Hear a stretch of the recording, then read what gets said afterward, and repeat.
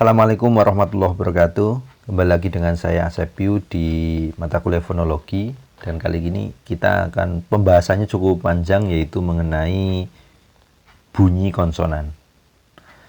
Bunyi konsonan ini merupakan bunyi yang paling dominan di dalam bunyi bahasa dibandingkan dengan bunyi vokal yang bisa dihitung secara cepat begitu. Tapi kalau bunyi konsonan kita bisa berpikir lama sebenarnya jumlahnya berapa begitu.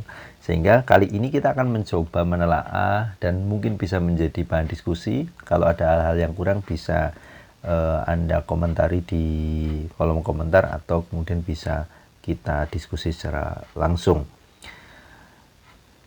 Secara praktis biasanya konsonan itu dibedakan menurut cara hambat, tempat hambat, hubungan posisi antara penghambat ya, dan atau hubungan antara artikulator aktif dengan pasif serta bergetar tidaknya pita suara.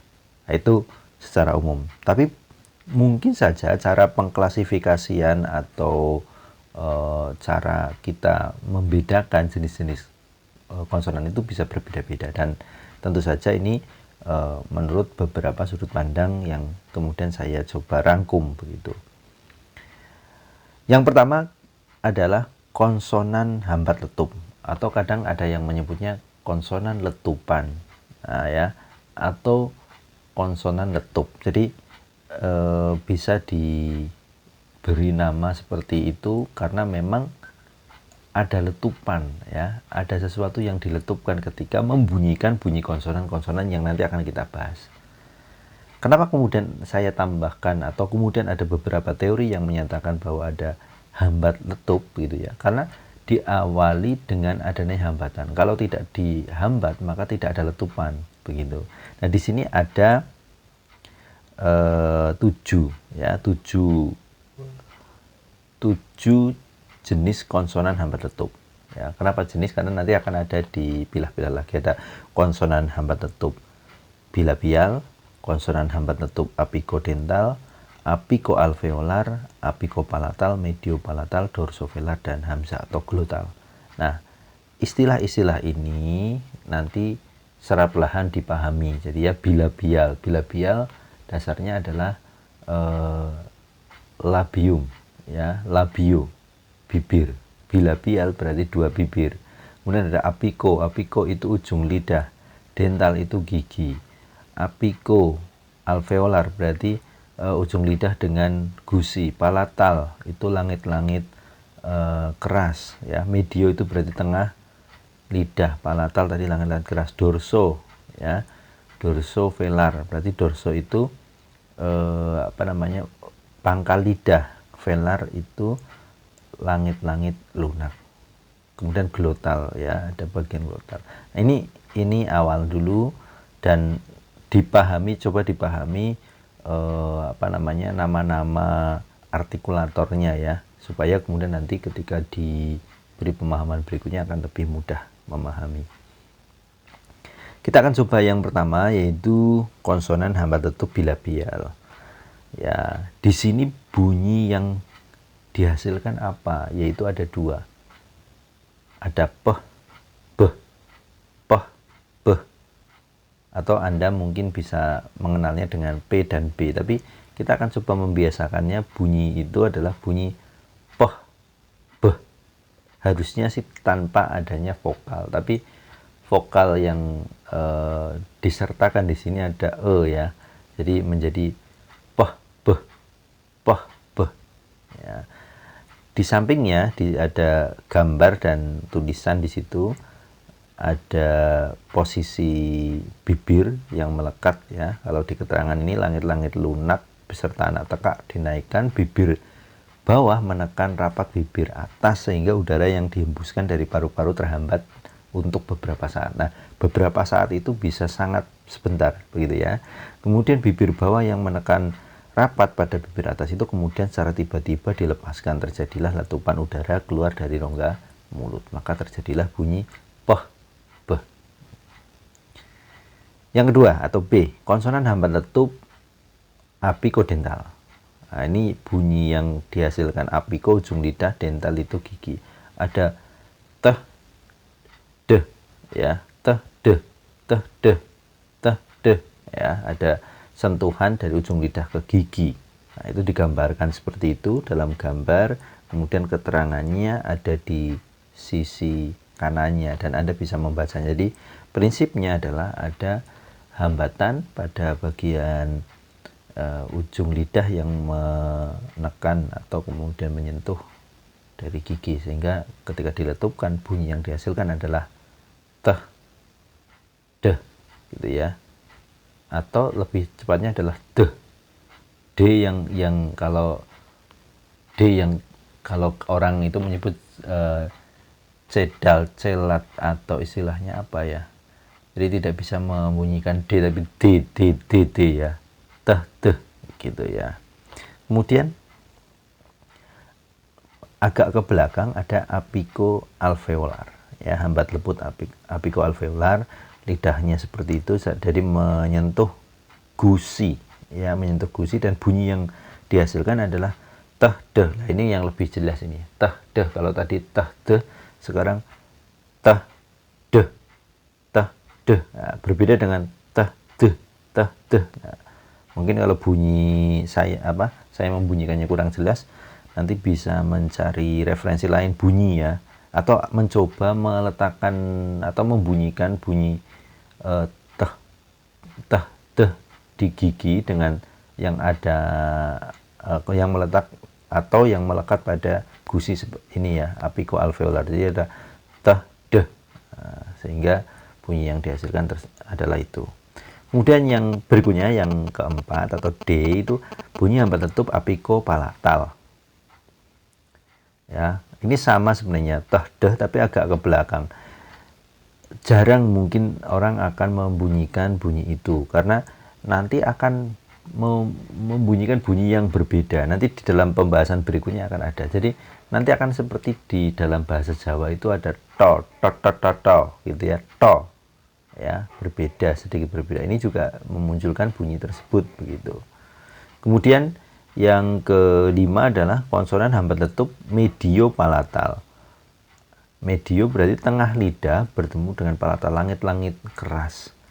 Di situ ada ceh, jeh, ceh, jeh, C dan J. Kalau Anda bisa ceh, jeh. Tengah lidah itu menekan rapat pada langit lunak beserta anak tengahnya dinaikkan sehingga udara tidak bisa keluar hingga rongga hidung. Karena 1 dan 2, poin 1 dan 2, maka udara yang dihembuskan dari paru-paru terhambat, kemudian diletupkan. Nah, sehingga bunyinya menjadi ceh, jeh, ceh, jeh, C dan J, gitu ya kalau tanya. Yang paling belakang, ya, itu ada dorsovelar, ya. Pangkal lidah bertemu dengan langit-langit lunak. Nah, ini langit-langit lunak itu bagian rongga mulut yang sangat sensitif. Kalau tersentuh itu membuat kita mual, menjadikan bisa muntah begitu, barangkali begitu kalau tersentuh oleh tangan begitu, kita menyengajakan untuk menyentuhnya begitu. Nah, bunyi yang dihasilkan ketika dihambat adalah keh, geh, keh, geh, atau K dan G, ya, bunyi yang dihasilkan itu. Dan yang terakhir pada bagian ini adalah glotal atau bunyi hamzah. Nah, ini biasanya muncul ketika kita membunyikan vokal tanpa disertai konsonan lain, ya. Nah, ini bunyi glotal ini berdekatan dengan bunyi dorsovelar, sehingga nanti ada bunyi yang nantinya akan mendekati dorsovelar. Orang melafalkan B A P A K dalam huruf begitu ya, atau grafemnya menjadi bapak pakai K utuh atau bapak. Nah, bapak ini tanpa K yang sempurna ini yang disebut dengan glotal. Itu kita lanjutkan ke bagian yang berikutnya adalah konsonan nasal. Kalau tadi hambat letup menggunakan atau hal yang paling berpengaruh adalah oral, rongga mulut, ya, dan disertai dengan hambatan. Kali ini yang memiliki pengaruh dalam bunyi-bunyi ini adalah rongga hidung. Walaupun tetap bunyi itu akan dihasilkan oleh rongga mulut, tapi rongga hidung di sini memiliki peran penting. Dan ada 4 konsonan nasal ya, ada bilabial, ada apicoalveolar, ada mediopalatal dan dorsovelar. Yuk kita lihat satu persatu sambil dilihat gambarnya di sini. Yang pertama adalah konsonan nasal bilabial ya, Ketika kita melafalkan itu, maka kemudian ada aliran udara yang keluar atau masuk ya, keluar masuk melalui rongga mulut gitu. Kalau di sini ada langit-langit lunak beserta anak tekak diturunkan, bibir bawah menekan rapat pada bibir atas. Karena poin 1 dan 2, maka jalan udara dari paru-paru melalui rongga mulut terhambat dan keluar melalui rongga hidung. Nah, akhirnya bunyi yang dihasilkan adalah ya. Nah, Anda harus merasakan bunyi itu benar atau tidak. Yang berikutnya apicoalveolar ya, nasal apicoalveolar ini bunyi yang dihasilkan adalah an. Nah, ujung lidah akan menekan atau menyentuh gusi yang menimbulkan bunyi nasal yaitu an ya, karena dibantu oleh udara yang keluar melalui rongga hidung. Yang berikutnya adalah konsonan nasal letup mediopalatal ya, tengah lidah bertemu dengan langit-langit keras. Ketika terjadi hambatan itu, maka akan yang bunyi an ya, ya, nyanyi ya, gitu. Sehingga nanti di sini kita akan menemukan variasi bunyi yang dihasilkan karena ada hambatan, kemudian ada udara yang keluar melalui rongga hidung. Dan yang terakhir pada konsonan nasal adalah bunyi dorsovelar. Yang terhambat itu adalah dorsovelar. Dorsovelar itu adalah pangkal lidah bertemu dengan langit-langit lunak. Nah, bunyi yang dihasilkan adalah Setelah kita pahami itu, kita mencoba memahami konsonan yang lain, yaitu konsonan paduan. Kalau ini sebenarnya saya sebut sebagai tidak murni sebagai konsonan bahasa Indonesia, tapi terutama di bahasa Jawa. Tadi sebenarnya sudah disebutkan ya, posisinya itu kalau di hambat letup itu ada di apicopalatal, tapi di sini ada bagian yang terdapat di antara langit-langit bagian depan, langit-langit keras itu ya, atau disebut dengan prepalatal. Ya, bunyinya tadi ada to dan do gitu ya, to do gitu ya. Jadi bukan T dan D seperti biasa, tapi ada to, ada bunyi H kalau dalam bahasa Jawanya ya, to do gitu ya. Itu. Kemudian kita bahas yang berikutnya adalah konsonan sampingan atau lateral. Konsonan lateral ini dibentuk dengan menutup arus udara di tengah rongga mulut, sehingga udara keluar melalui kedua sisi atau satu sisi saja. Struktur konsonan ini adalah renggang dan lebar. Lalu apa bunyi yang dihasilkan dari kondisi seperti itu, yaitu konsonan sampingan, yaitu bunyi L. Ya, bunyi L. Nah, tergambar seperti itu L. Nah, itu ada udara yang kemudian masuk ke keluar dari samping gitu ya, L, karena terhambat L. Tuh. Yang kelima adalah konsonan geseran atau frikatif. Konsonan geseran atau frikatif ialah konsonan yang dibentuk dengan menyempitkan jalan arus udara yang dihembuskan dari paru-paru, sehingga jalannya udara terhalang dan keluar dengan bergeser. Jadi strukturnya tidak dapat seperti pada konsonan letup, tetapi renggang. Dia ada yang mendesis, ada yang keluar secara perlahan, begitu ya. Apa saja? Nah, ini nanti pembahasan di sini ada beberapa yang tidak akan saya contohkan karena bunyi-bunyinya tidak semuanya ada dalam bahasa Indonesia. Yang saya contohkan yang ada dalam bahasa Indonesia saja. Apa saja itu? Yang A ini ada konsonan geseran labiodental. Ini saya akan betul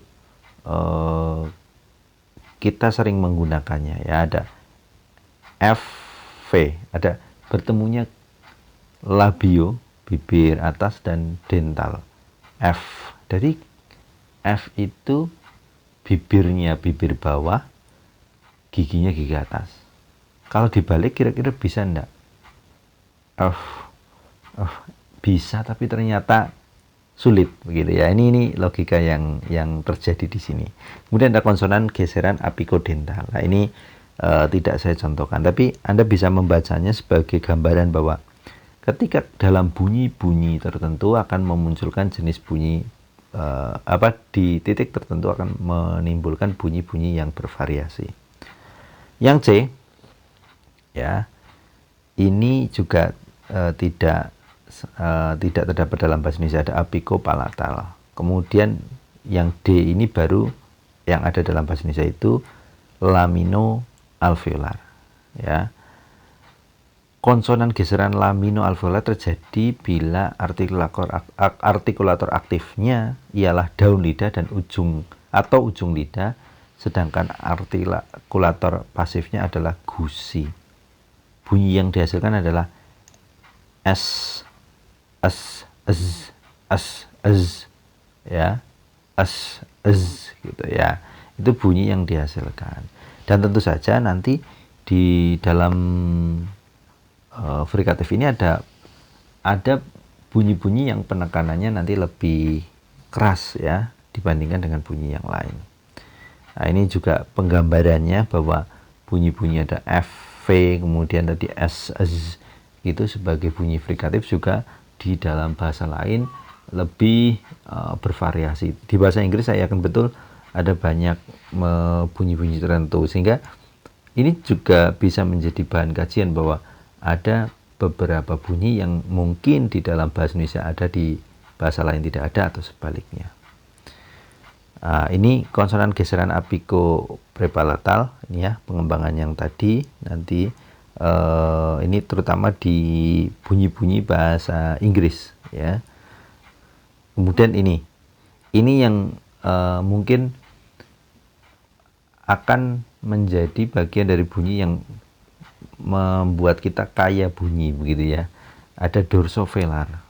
Dorsovelar itu kan sama dengan munculnya bunyi K dan G ya, keh dan geh, dan di sini justru di dalam frikatif itu ada bunyi yang dilambangkan dengan X, dan cara membunyikannya adalah ya. Kalau ditulis dalam huruf atau dalam kata itu ada KH ya, tapi itu adalah lambangnya adalah lambang X. Dan yang G ada bunyi konsonan geseran laringal atau geseran glotal terjadi bila artikulatornya adalah sepasang pita suara. Nah, ini ada H ya, H gitu. Jadi seperti tidak ada hambatan, tapi sebenarnya di pita suara itu terjadi geseran atau frikatif tadi. Yang berikutnya adalah konsonan getar. Ini pasti semua sudah tahu bunyi konsonan yang bergetar itu apa. Konsonan getar atau geletar ialah konsonan yang dibentuk dengan menghambat jalannya arus udara yang dihembuskan dari paru-paru secara berulang-ulang dan cepat. Jika strukturnya rapat, renggang, ya, yaitu dirapatkan kemudian direnggangkan atau dilepaskan, dihambat-lepaskan berkali-kali dengan cepat, maka bunyi yang dihasilkan adalah bunyi yang kita kenal dengan sebutan dengan R. Ya, di situ ada apikoalveolar ya dengan avular begitu.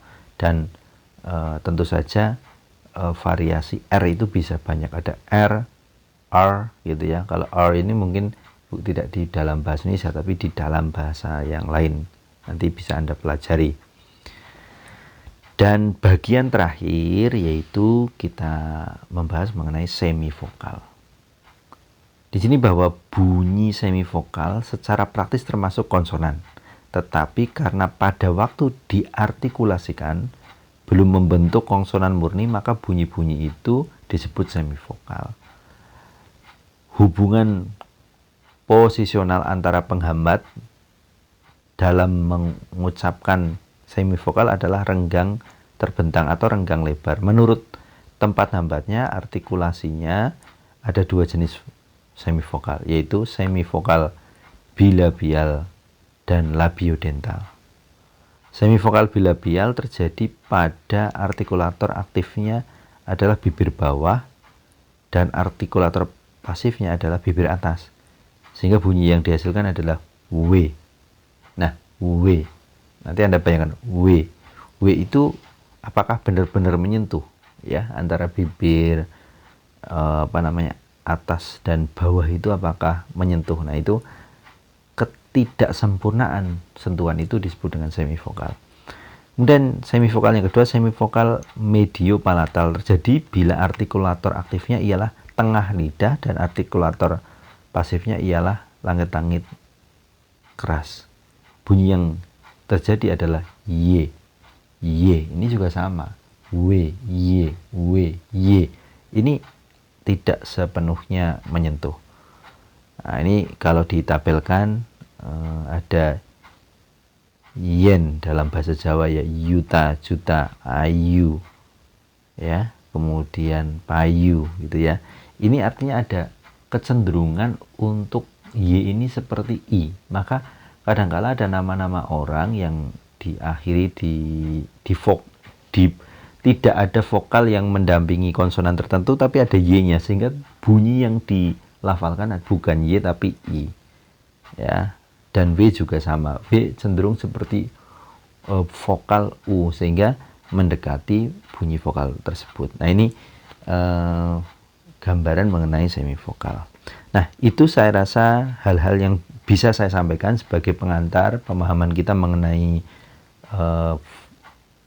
bunyi konsonan. Cukup panjang memang pembahasannya dan ini pun belum lengkap, sehingga nanti bisa kita lengkapi dengan pembahasan-pembahasan teori-teori atau referensi yang lebih lengkap. Terima kasih. Assalamualaikum warahmatullahi wabarakatuh.